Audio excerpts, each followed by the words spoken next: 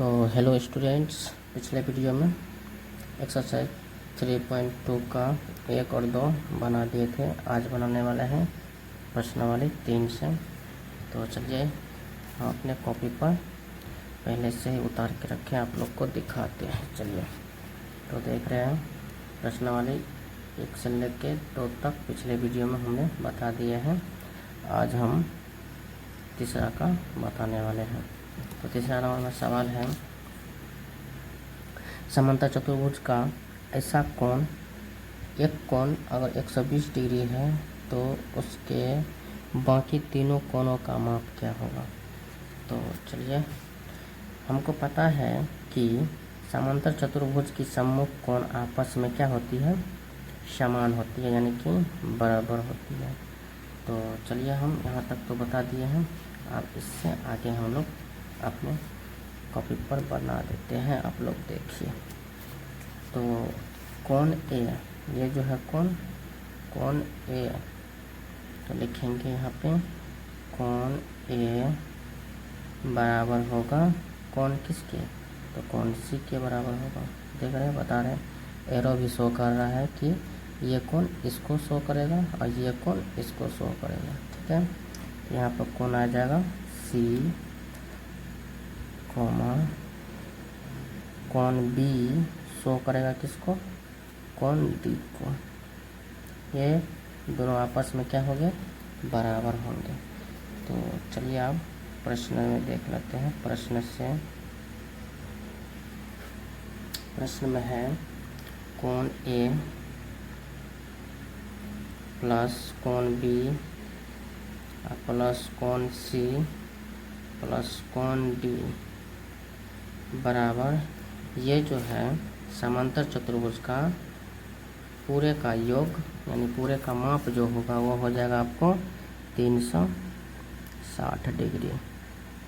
ठीक, अब हम देखिए, हम पहले निकालते हैं। कोण ए का वैल्यू हमको पता है, नहीं पता है। चलिए देखिए, यहाँ पर दिया है समांतर चतुर्भुज का एक कोण कितना, 120। तो यहाँ पर लिख देते हैं 120। एक कोण का जो मान है दिया है 120। अगर इसका कोण का जो मान 120 दिया है तो कोण सी का मान भी तो 120 होगा, क्योंकि ये कोण और ये कोण आपस में क्या होता है, समान होता है। इसलिए उस कोण का मान भी 120 से होगा। बराबर दे देते हैं, या 120 डिग्री प्लस कोण बी का वैल्यू तो नहीं पता है, तो कोण बी का वैल्यू लिख दीजिए, प्लस कोण सी का वैल्यू जितना कोण ए का वो कोण सी का भी होगा, 120 और प्लस कोण डी जो होगा वह कितना हो जाएगा, ये भी इसका भी नहीं पता है। तो कोण ए और कोण बी आपस में क्या होगा, समान होगा। तो कोण डी का जो मान है हम लिख सकते हैं कोण बी बराबर 360 डिग्री, क्योंकि आपस में बराबर है ना। तो कोण डी कहिए या बी कहिए, बात बराबर होगा। तो चलिए, ई और ई को यानी कि 120 और 120 कितना होता है, 240 डिग्री। एक कोण बी और एक कोण बी, तो मिला जुला को हो जाएगा 2 कोण बी और बराबर 360 है, तो 360 लिख लीजिए। या लिखिए कोण जो होगा कोण बी बराबर 360 डिग्री। ये प्लस में है, इधर जाएगा तो माइनस में कितना हो जाएगा, 240 डिग्री। ठीक, अब ये जो है कोण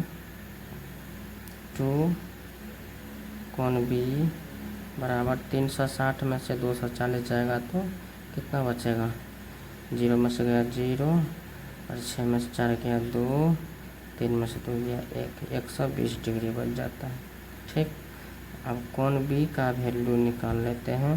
तो 120 या गुना में है ना, तो इधर आ जाएगा तो भागा में, तो 1 दूना 2 और 60 दूना 120, तो निकल गया कोण बी का वैल्यू। कोण बी का वैल्यू आ गया कितना, 60 डिग्री। ठीक है, 60 डिग्री हो गया। यहाँ पर लिख देते हैं कोण बी बराबर 60 डिग्री। ये क्या इस सवाल का आंसर हो गया। तो हम जो कौन ए का मान निकाल था तो कौन सी भी होगा, कौन बी का मान नहीं पता था तो कौन डी का भी मान नहीं पता। अब हमको पता चल गया कि कौन बी का मान 60 डिग्री है तो कौन डी का मान भी क्या हो जाएगा 60 डिग्री, क्योंकि ये और ये आपस में समान और ये आपस में समान है। यही था इस सवाल का आंसर। समांतर चतुर्भुज क्या समान होता है ना आपस में, आमने सामने की कौन समान होगा। समझ गए, कोना कोन ऐसे ऐसे और ऐसे और ऐसे। अब चलिए प्रश्न वाले 4 को हम लोग देख लेते हैं। एक समचतुर्भुज के विकर्णों की लंबाई 6 सेंटीमीटर दिया है, 6 मीटर दिया है एवं 8 मीटर दिया है। तो उसके प्रत्येक भुजा की लंबाई ज्ञात कीजिए। उसके भुजा की लंबाई ज्ञात करते हैं। ठीक है, तो चलिए अपने कॉपी पर इसको भी उतार लेते हैं, तब बनाएंगे इसको। ठीक है, तो चलिए देख रहे हैं हम उतार लिए हैं पहले से। तो चौथा का है। ठीक है, देख सकते हैं कि यहाँ पर बोल दिया था कि AC, यहाँ पर देख लीजिए ये जो है का लंबाई हो गया, ये लंबाई हो गया, ये 8 सेंटीमीटर दिया है ना A और C। AC दिया है 8 सेंटीमीटर और B और D ये भी दिया है 6 सेंटीमीटर। तो ABCD एक समचतुर्भुज है। ये क्या है, एक समचतुर्भुज है। समचतुर्भुज में विकर्ण AC तथा BD एक दूसरे पर यहाँ जो ये है O पर क्या करता है, O पर समद्विभाजित करता है। तो प्रश्न में कह रहा है हमको, देख लेते हैं त्रिभुज AOB। तो देखिए इसमें त्रिभुज A और B कहाँ है, ये हो गया A, ये हो गया O और ये हो गया B। इस वाला त्रिभुज में, ठीक है, ये वाला त्रिभुज में हम लोग को सॉल्व करना है यहाँ। तो चलिए सॉल्व करते हैं। सॉल्व करने से पहले ये जो 8 दिया है ये इतना ही दूरी करना है। ये पूरी दूरी का है 8 सेंटीमीटर। तो हाफ करेंगे तो ये 4 सेंटीमीटर हो जाएगा। ठीक, और इसका हाफ करेंगे 6 सेंटीमीटर, नहीं तो पूरी करना होगा। इसको भी हाफ कर दीजिए, 3 सेंटीमीटर हो गया। ठीक, तो हम लोग अब बना लेंगे आसान से। तो त्रिभुज जो है इसमें त्रिभुज AO, तो AO का मान देखिए कितना है, यहाँ पर लिख लीजिए AO बराबर 4, यहाँ पर 4 सेंटीमीटर। ठीक, और BO, तो BO ये ना हो गया, तो इसका भी मान कितना होना चाहिए, BO बराबर 3 सेंटीमीटर। ठीक है, 3 सेंटीमीटर हो गया। अब हम लोग एक नियम है जो आप लोग को पता होना चाहिए, बहुत ही आसान है। पिछले कक्षा में हम लोग पढ़े होंगे पाइथागोरस प्रमेय के बारे में। ठीक है, तो उसी का नियम को हम लोग यहाँ पर यूज कर लेते हैं। उसे प्रश्न में तो नहीं बोला है पर यहाँ पर कर लेते हैं, आसान रहेगा। पाइथागोरस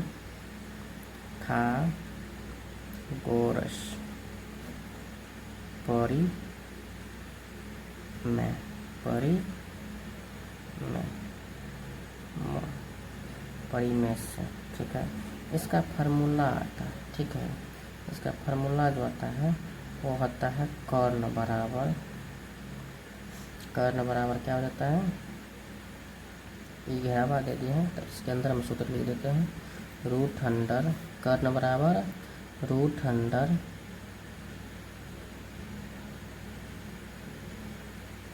लंब स्क्वायर प्लस आधार स्क्वायर। ठीक, यही फार्मूला होता है।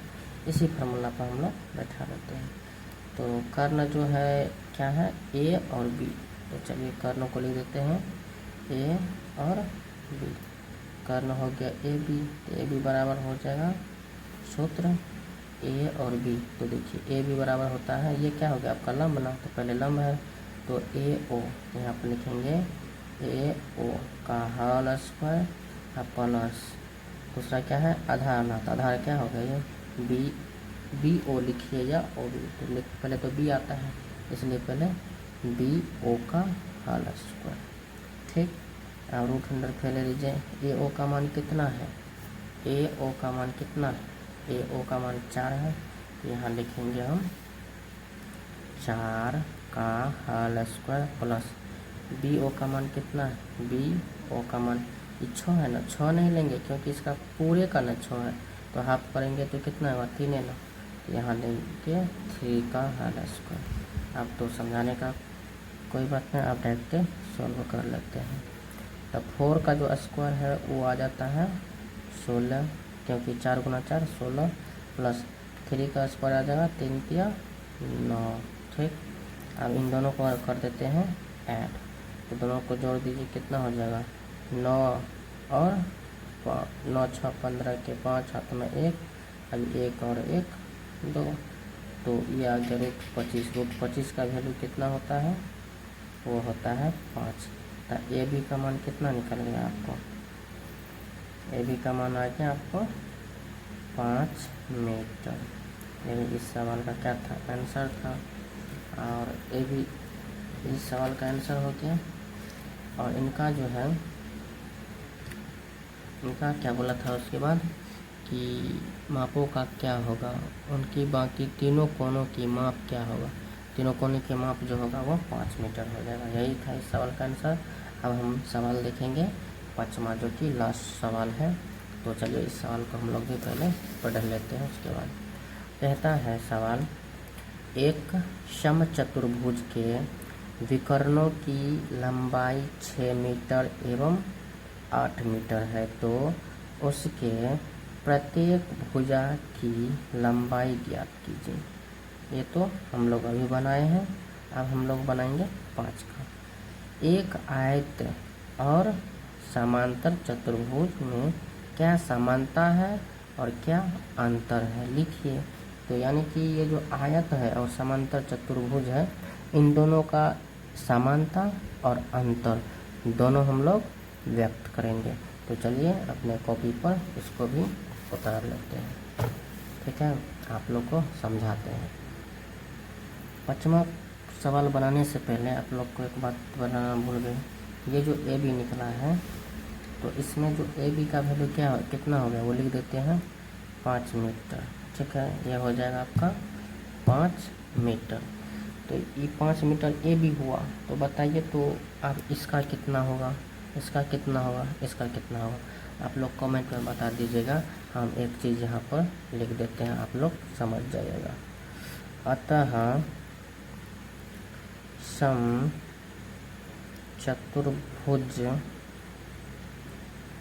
समचतुर्भुज के सभी भुजा आपस में समान होती है। ठीक है, तो समान होती है, तो आप तो जान जाएंगे कि इसका जब 5 ए बी का मान 5 मीटर है, इसका कितना होगा, इसका कितना होगा, इसका कितना होगा, आप लोग कमेंट में बता दीजिए। समझ गए? तो चलिए अब हम 5वां प्रश्न को आप लोग को बता देते हैं। अभी बताएं, समानता चबूतरों को समानता और अंतर दोनों व्यक्त करना है। तो चलिए हमने पहले से ही उतार लिया है, आप लोग को दिखाते हैं।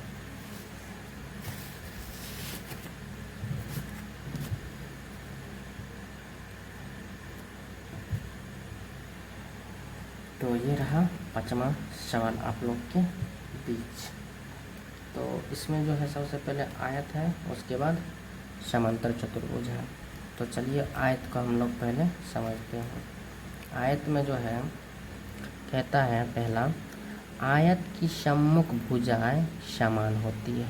आयत की सम्मुख भुजा जो होती है, ये जो भुजा होती है आपका क्या होता है, समान होता है, आमने सामने यानी कि समान होता है, और विकर्ण भी बराबर होगा दोनों का। ठीक है, और दूसरा है आयत की विकर्ण एक दूसरे को क्या करता है, समद्विभाजित करता है। ये भी देख लीजिए, इधर से ये गया, इधर से ये दोनों आपस में क्या करता है, समद्विभाजित करता है। समांतर चतुर्भुज में इससे कुछ अलग होगा, आप लोग को पता है।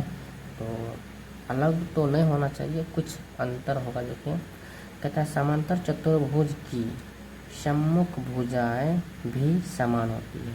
जैसे आयत का समान होता है उसी तरह से समांतर चतुर्भुज का भी सम्मुख भुजा आपस में क्या होगी, समान होगी। उसी तरह से दूसरा, समांतर चतुर्भुज एक दूसरे को समद्विभाजित करता है। जिस तरह से आयत के विकर्ण एक दूसरे को समद्विभाजित करता है, उसी तरह से इसका भी समांतर चतुर्भुज का भी समद्विभाजित करता है आपस में। ये समझ गए, ये आपस में समद्विभाजित करता है। अब चलिए इसका अंतर हम लोग जान लेते हैं। अंतर क्या है? अंतर है आयत की विकर्ण समान लंबाई के होते हैं। आयत का जो विकर्ण होता है वो आपस में क्या होता है, समान लंबाई का होता है। ये जो आप देख रहे हैं, ये और ये दोनों का जो लंबाई है समान होगा, ठीक है। और दूसरा हो जाएगा आयत में, आयत का प्रत्येक कोण जो है समकोण 90 डिग्री का होता है। ये जो कोण है आयत का, ये कोण और ये कोण आपस में क्या होता है, 90 डिग्री का होता है। तो चारों कोण हो जाएगा 90 डिग्री का, समझ गए। उसी तरह से अब हम लोग जानेंगे इसका, किसका बोलेंगे, समांतर चतुर्भुज का। तो चलिए समांतर चतुर्भुज में क्या कह रहा है। पहला, समांतर चतुर्भुज की विकर्ण एक समान लंबाई के नहीं होते हैं। इसका जो विकर्ण होता है, आयत का विकर्ण समान होता है, लेकिन समांतर चतुर्भुज का विकर्ण समान नहीं होता है। दूसरा, समांतर चतुर्भुज का प्रत्येक कोण 90 डिग्री का होता है या नहीं भी होता है। मतलब कि समांतर चतुर्भुज का जो कोण है, प्रत्येक कोण वह 90 डिग्री का हो भी सकता है और नहीं भी हो सकता है, समझ गए। तो यही था इनका समानता और अंतर, ठीक है। तो यहीं तक रहने देते हैं। इसके बाद हम लोग 3 पॉइंट एक्सरसाइज 3 पॉइंट, वो 3.3 नहीं है, ख़त्म है, यानी कि यह ख़त्म हो गया है। अब हम लोग नए चैप्टर की तरफ चलेंगे, ये वाला आंकड़ों का प्रबंधन। तो ये भी बहुत जल्द लेके आएंगे आप सबके बीच।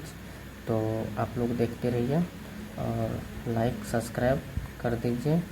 तो जय हिंद।